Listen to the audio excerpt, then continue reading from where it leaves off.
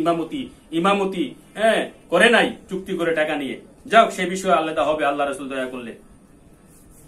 আল্লাহ পাক কি বলতেছেন, ইন্নাল্লাযিনা ইউবাইয়ুনাকা ইন্নামা ইউবান্নাল্লাহ ইয়াদুল্লাহু ফাওকা আইদিহিম। সূরা ফাতার মধ্যে এসেছে, নিঃসন্দেহে আজ যারা আপনার কাছে বায়াত হয়েছে তারা তো আল্লাহর কাছে বায়াত হয়েছে। তাহলে নবীর কাছে বায়াত হওয়া মানে আল্লাহর কাছে বায়াত হওয়া মানে ব্যাপারটা কি? এখন উক্ত আয়াত শরীফ দ্বারা স্পষ্ট প্রমাণ হয় যে নূর নবীজির হাত মুবারকে আল্লাহর হাত। সূরা নাজম 2-3 নং আয়াতে প্রমাণ করে যে হুজুর পাক নূর নবীজির কথাই আল্লাহর কথা। ওয়ামা ইয়ান্তিকু আনিল হাওয়া ওয়ামা ইয়ান্তিকু আনিল হাওয়া ওয়া নাজমু ইজা হাওয়া মা দাল্লা শাইবুকুম আমা গাওয়া ওয়ামা ইয়ান্তিকু আনিল হাওয়া। নূর নবীজি নিজ থেকে কোনো কথা বলেন নাই, তিনি হাওয়ার থেকে কথা বলেন না, তিনি নফসে আম্মারা থেকে কথা বলেন না। কারণ হাওয়া নবীর মধ্যে নাই, নফসে আম্মারা নবীর মধ্যে নাই। নবী কি নফসে লাম্মা নফসে মুতমাইন্নার জনক, মুতমাইন্নার মুতমাইন্না সমস্ত নফস, সমস্ত ভালো যত সৃষ্টি জগতে যত ভালো নফস আছে আমার হুজুর পাক নূর নবী থেকে সৃষ্টি হয়েছে। তিনি তো স্বয়ং আল্লাহর কথা, নবীর কথা। এই আয়াতে হাকিকত অর্থ হচ্ছে ওয়ামা ইয়ান্তিকু আনিল হাওয়া। এই আয়াতের হাকিকি অর্থ হচ্ছে নবীর কথাই আল্লাহর কথা, নবী দেখে আল্লাহ দেখা, নবীর অনুসরণ আল্লাহর অনুসরণ, নবীর কথাই আল্লাহর কথা।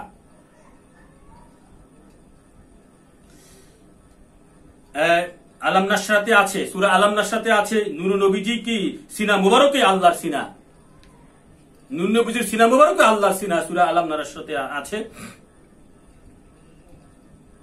অপরপক্ষে আল্লাহর হাতই নবীজির হাত বলা যায় না, আল্লাহর হাত নবীর হাত বলা যাবে না, নবীর হাতে আল্লাহর হাত বলা, আল্লাহর কথাই নবীজির কথা মুবারক বলা যায় না। তার অন্যতম কারণ হলো যে হুজুর পাক নূর নবীজি সাইয়েদনা মুহাম্মদ মুস্তাফা আহমদ মুজতবা সাল্লাল্লাহু আলাইহি সাল্লাম আল্লাহর একমাত্র অদ্বিতীয় মাসুক হয়।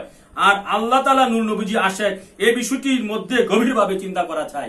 মানে নবীর হাত মুবারকে আল্লাহর হাত, কে কইতেছে? আল্লাহর ভাষ্য, আল্লাহর দাবি। নবীর কথাই আল্লাহর কথা, আল্লাহর দাবি। নবীজির সিনা মুবারকে আল্লাহর সিনা, এটা কার দাবি? আল্লাহর দাবি কোরআনে। কিন্তু আল্লাহর কথা নবীর কথা নয়। আল্লাহকে দেখা নবী দেখা নয়, আল্লাহকে দেখা শয়তানকে দেখা। মাদারিজুন নবুয়্যতে আল্লামা আব্দুল হক মুহাদ্দিস দেহলভী বলেছেন, আল্লাহকে দেখলে শয়তান দেখা হয়ে যায়, আল্লাহকে দেখা যায় না। নবীকে দেখলে আল্লাহ দেখা হয়ে যায়, নবী দেখা সত্য দেখা, নবীর সুরত শয়তান ধরতে পারে না। এখানে রহস্য কি, ভেদ আছে, বুঝতে হবে। আশেক মাশেকের খেলা বুঝবে না, না হলে হক্কানি চালা চিনে চৈতন্য শান, নূর নবীজি আল্লাহর জান। সূরা মুমিনে আছে, নূর নবী, হে নবী আপনি এদেরকে জিজ্ঞেস করেন এই জমিন এবং এখানে যা কিছু সৃষ্টি আছে তা কার মালিকানা দিন। ওরা বলবে হ্যাঁ সবকিছু আল্লাহর। আপনি বলেন, এরপরও তোমরা চিন্তা ভাবনা করবে না? আপনি এদের আরো জিজ্ঞাসা করেন এই ৭ আসমান ও মহান আরশের অধিপতিকে। ওরা জবাব দিবে যে কিছু আল্লাহর। এটা এই ব্যাপারে আরো আলোচনা করা যায় যে হুজুর পাক নূর নবীজি, এই হুজুর পাক নূর নবীজির মধ্যেই আল্লাহ পাক বসবাস করেন, আল্লাহ পাক আছেন। নবীকে দেখে আল্লাহ দেখা, আল্লাহ দেখা নবী দেখা নয়। নূর নবীজির হাত মুবারক আল্লাহর হাত মুবারক, নূর নবীজির কথা মুবারক আল্লাহর কথা মুবারক, নূর নবীজির চেহারা মুবারক আল্লাহর চেহারা মুবারক। দুইজনে হুবহুব একই চেহারা। সেইটাই যেমন একটা মুদ্রার 2টা পিঠ। আমি আল্লাহ রাসূলের কি জিনিস তথ্যভেদ। একটা মুদ্রার 2টা পিঠ, একটা পিঠ সামনের পিঠ। একটা মুদ্রা কয়টা? এখানে একটা, মানে মুদ্রা মানে টাকা, একটা টাকা। পিঠ কয়টা? 2টা। তো এই প্রথম পিঠটা হচ্ছে যে পিঠটা দেখা যায়, ধরা যায়, ছোঁয়া যায়, মানব জাতির মধ্যে প্রকাশ হয়েছে, সেটা হচ্ছে মুহাম্মদ রাসূলুল্লাহ।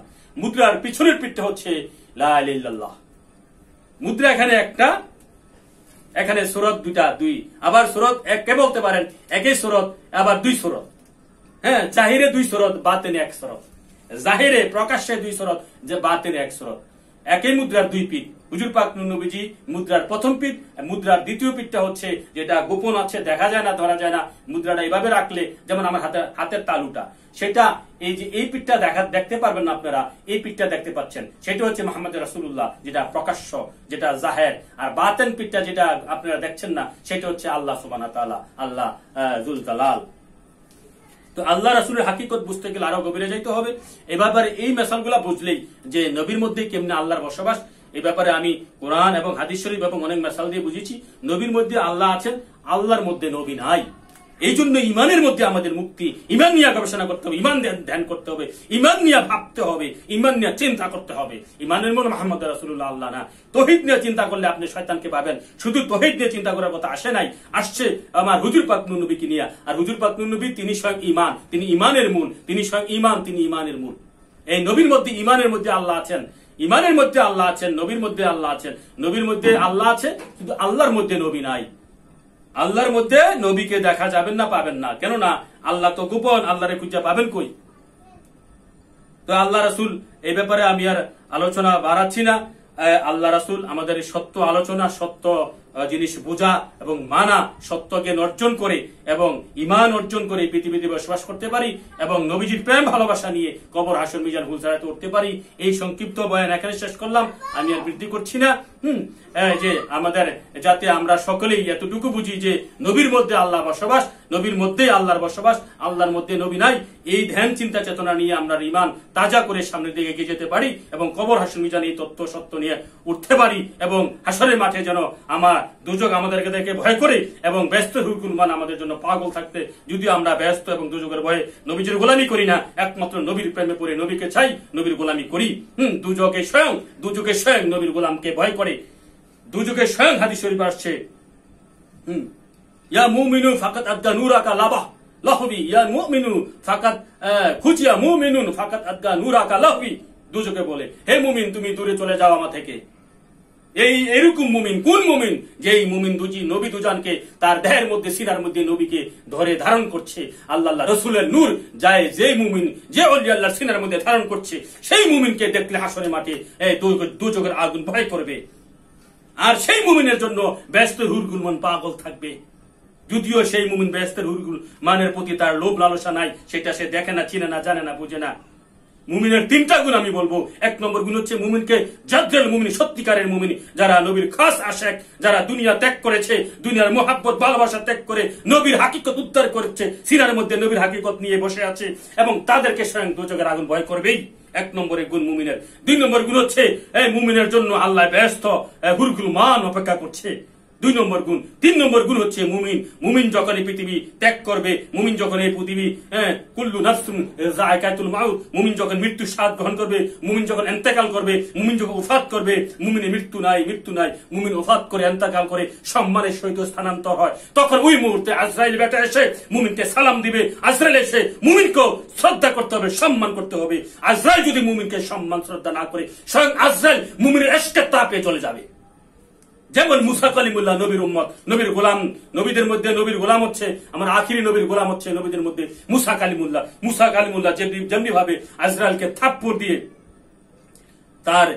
থাপ্পড় দিয়ে মেরেছিল, তার চোখ ফেলে দিয়েছিল, তেমনি ভাবে আমার আখিরি নবীর গোলামরাও এই আজরাইলকে থাপ্পড় দিয়ে তার চোখ নাক ফালা দিতে পারে যখন সে বেয়াদবি করবে। অতএব মুমিনের 3টা শ্রেষ্ঠ গুণ। একটা হচ্ছে জাদ্রেল মুমিন, ওলি আল্লাহর 3টা শ্রেষ্ঠ গুণ, সেটা মনে রাখতে হবে। বলে দিলাম, আল্লাহ রাসূল মানার বোঝার তৌফিক দান করুক। 1 নম্বর মুমিনের শ্রেষ্ঠ গুণ হচ্ছে মুমিনকে আজরাইল যখন আসবে তখন তাকে সমীহ করতে হবে, তাকে সালাম দিয়ে আসবে, তখন তাকে শ্রদ্ধা সম্মান করতে হবে। আজরাইল স্বয়ং মৃত্যু, আজরাইল হচ্ছে মৃত্যু, আজরাইল অপর নাম মৃত্যু। স্বয়ং মৃত্যু মুমিনকে ভয় করে, 1 নম্বর। 2 নম্বর গুণ হচ্ছে মুমিনকে ভয় করে দুজকের আগুন, মুমিনের মধ্যে যে ইশকের আগুন আছে, নূর আছে, সেটা ভয় করে 2 নম্বরে। 3 নম্বরে স্বয়ং ব্যস্ত মুমিনের পা টিপার জন্য, মুমিনের সেবা করার জন্য ব্যস্ত, হয়রান পেরেশান হয়ে আছে।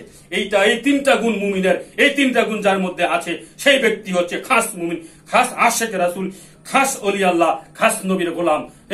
এবং আমরা যাতে সেই পর্যায়ে গিয়ে এই পৃথিবী ত্যাগ করতে পারি এবং সেই পর্যায়ে যাইতে পারি, আল্লাহ রাসূলের কাছে সেই আশা ব্যক্ত করি আমার সংক্ষিপ্ত বয়ান এখানে শেষ করছি। ওমা আলাইনা ইল্লাল বালাগ। আসসালামু আলাইকুম ওয়া রাহমাতুল্লাহ।